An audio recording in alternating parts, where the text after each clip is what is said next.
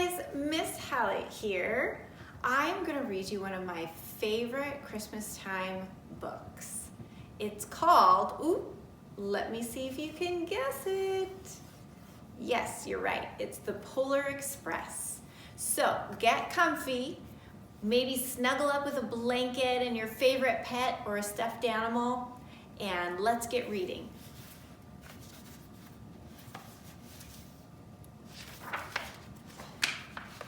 The Polar Express, written and illustrated by Chris Van Allsburg.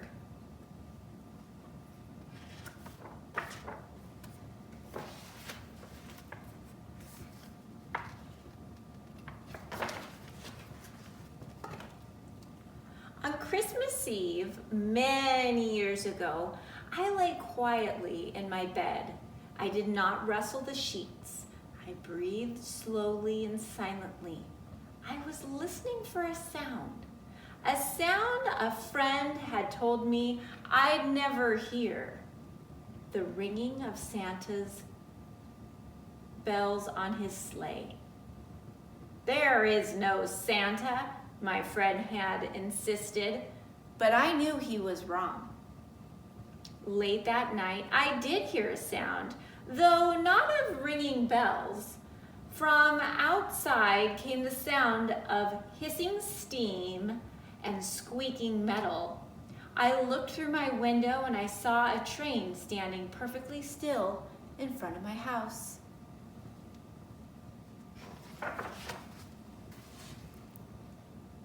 It was wrapped in an apron of steam.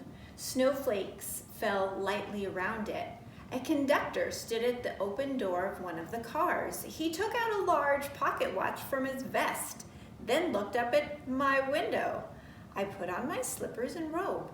I tiptoed downstairs and out the door.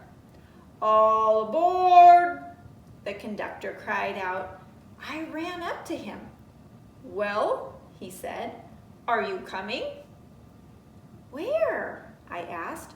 "Why, to the North Pole, of course," was his answer. "This is the Polar Express." I took his outreached hand and he pulled me aboard.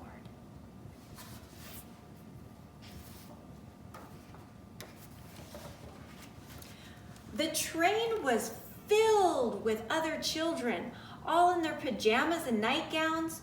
We sang Christmas carols and ate candies with nougat centers as white as snow.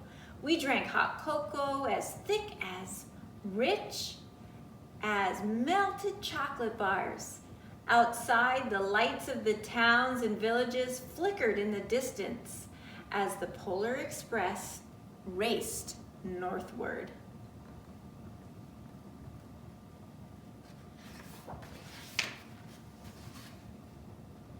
Soon, there were no more lights to be seen. We traveled through cold, dark forests where lean wolves roamed and white-tailed rabbits hid from our train as it thundered through the quiet wilderness.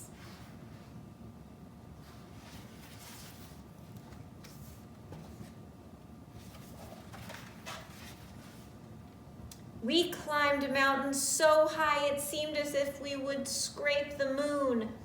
But the Polar Express never slowed down. Faster and faster we ran along, rolling over peaks and through valleys like a car on a roller coaster.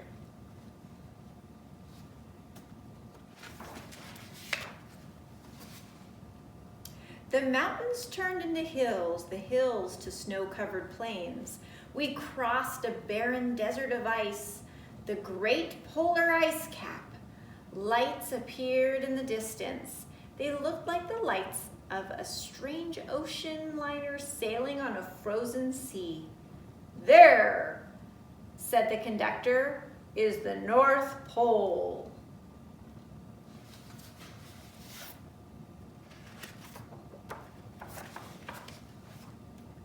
The North Pole.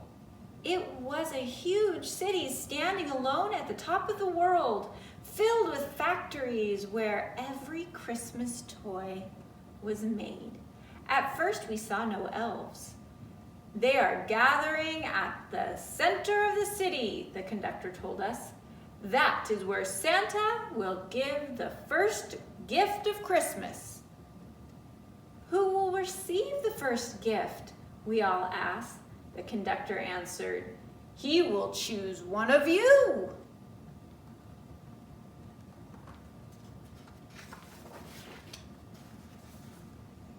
Look, shouted one of the children, the elves! Outside we saw hundreds of elves.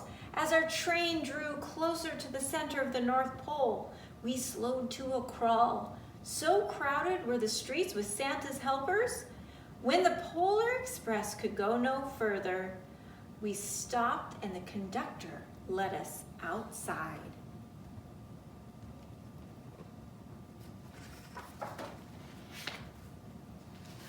We passed through the crowd to the edge of a large open circle. In front of us stood Santa's sleigh. The reindeer were excited. They pranced and pawed and paced, ringing the silver bells that hung from their harnesses. It was a magical sound, like nothing I'd ever heard. Across the circle, the elves moved apart and Santa Claus appeared. The elves cheered wildly. He marched over to us and pointing to me said, let's have this fellow here. He jumped into his sleigh. The conductor helped me up. I sat on Santa's knee and he asked, now, what would you like for Christmas?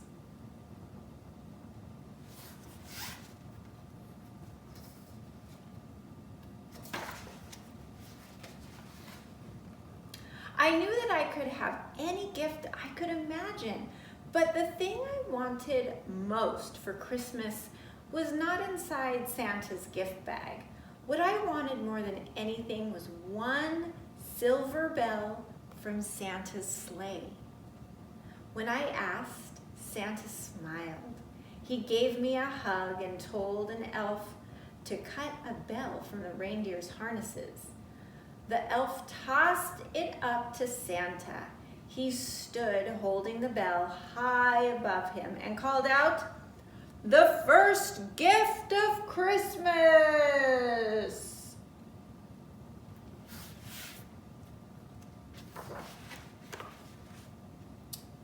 A clock struck midnight as the elves roared their approval.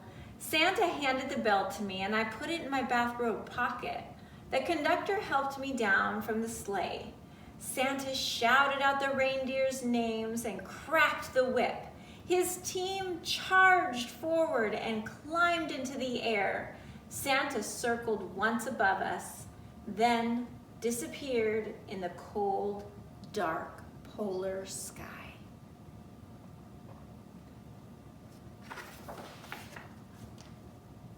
As soon as we were back inside the Polar Express, the other children asked to see the bell. I reached into my pocket, but the only thing I felt was a hole. I had lost the silver bell from Santa Claus's sleigh. Let's hurry outside and look for it, one of the children said. But the train gave a sudden lurch and we started moving. We were on our way home.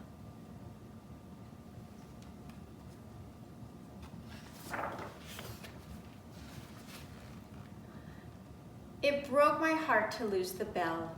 When the train reached my house, I sadly left the other children.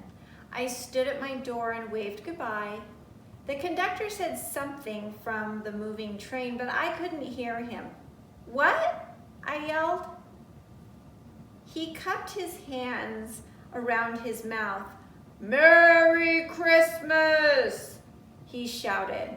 The Polar Express let out a loud blast from its whistle and sped away.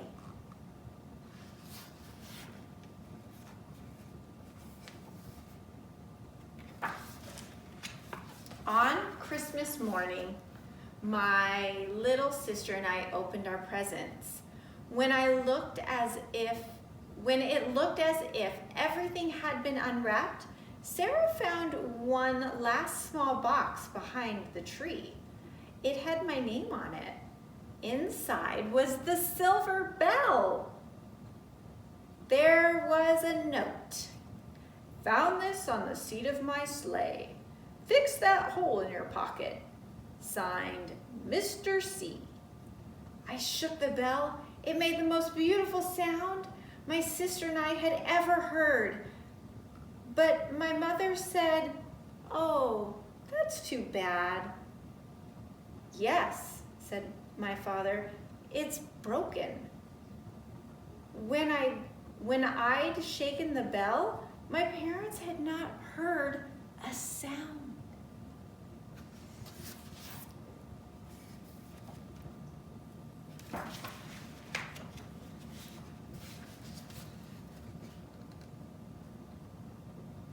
At one time, most of my friends could hear the bell, but as years passed, it fell silent for all of them. Even Sarah found one Christmas that she could no longer hear its sweet sound. Though I've grown old, the bell still rings for me as it does for all who truly believe. I hope you enjoyed one of my favorite Christmas stories, The Polar Express. See you later.